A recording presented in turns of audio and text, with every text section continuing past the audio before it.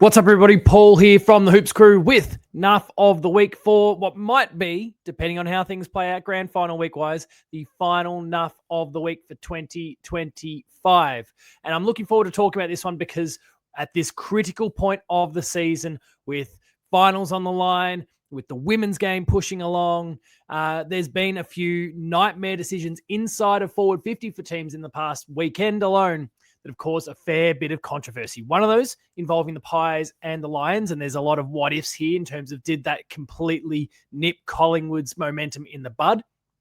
And the one that will often get overlooked by people because of the nature of the finals in the men's comp is in the women's game this weekend. And I say this as a Geelong supporter who benefited from this decision. A fairly controversial one there in the women's game as well that put the Cats in front with a few minutes to go and basically gave the Cats the win. So I want to pick through all of these clips. I want to talk about what happened, why it happened, and where the problems reside right after this word from our sponsor.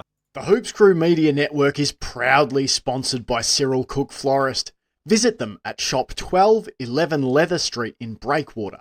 Phone them on 035 222 2244 or visit their website at www.cyrilcookflorist.com.au and use the offer code Go Cats in the voucher field at checkout to get 20% off your next online purchase. Thank you, Cyril Cook Florist, as always, for your ongoing support of the Hoops Crew and all we get up to. Now, like I said, the forward 50 free kick, I mean, it's usually the most controversial sort because it can be the sort that either gifts or strips a team of an opportunity to score a goal. And there was two big ones this weekend. We're going to talk about Jamie Elliott second because I know that's the one that most people are going to want to click through on.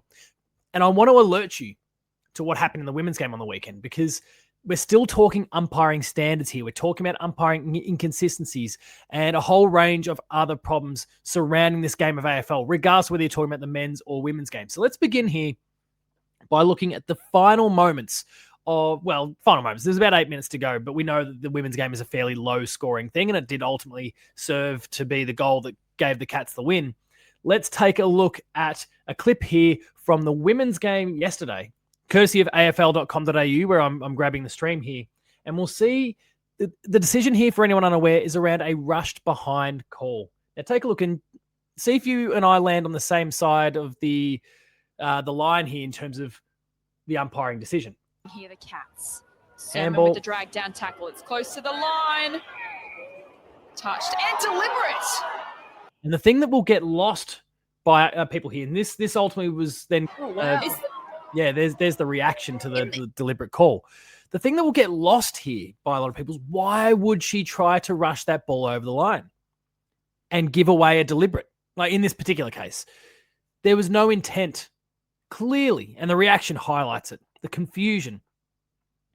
And I know the players can be good actors at times across the men's and the women's, but for me, that was very raw. There was no intent to rush that ball over the line deliberately because of this risk.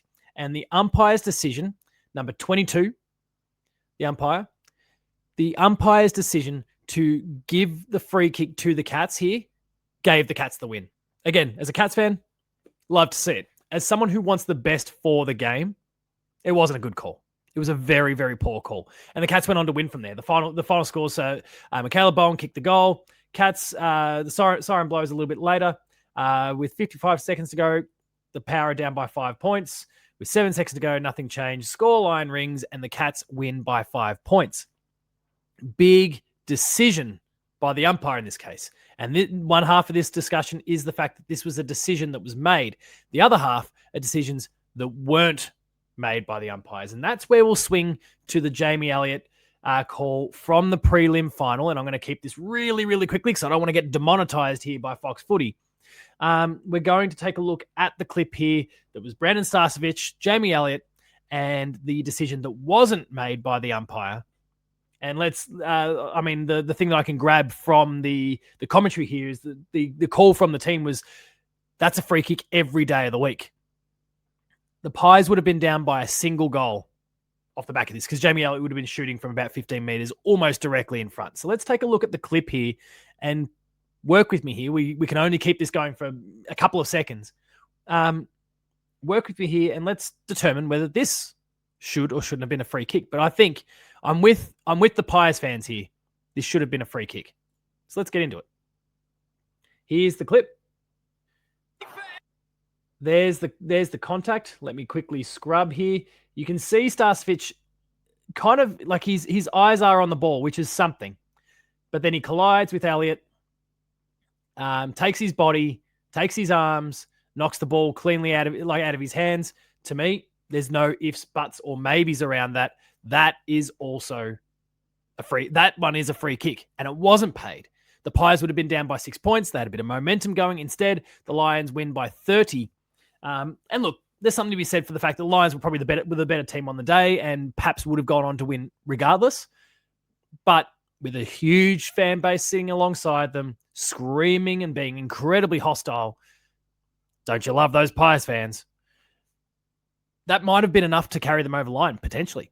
They might have gone back to the middle, kicked another goal, scores level, and who knows? It's anyone's ball game at that particular point.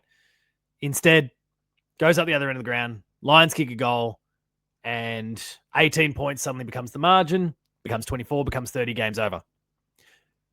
Let me know, Cats fans, neutrals, anyone watching right now, tell me what you think about these two pieces of footage. The first from the AFL women's game and whether that was or wasn't a deliberate rushed behind. And I can probably see some perspectives on either side, but I think because it is likely to be so divisive, and certainly a lot of the commentary I've seen suggests that it's dividing people, that when you're the umpire in this context, if you're not absolutely adamant, and I don't think there's anyone who's watching this even after the fact that could sit there and be absolutely definitively adamant that that was a deliberate rush behind and not a byproduct of some really dodgy fumbling. And of course, we know that's a tactic that you can use by the goal line.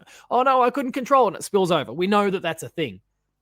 But I don't think you could be 100% sure as the umpire in that moment. And if you are not definitively sure, you play the safe call, and that just becomes a behind and scores a level. But those are my thoughts on that one. Jamie Elliott, I also think that's a pretty clear-cut one there in this particular case where he took the body, not intense, like you can see Starcevic. He's looking backwards at the ball coming over to spoil.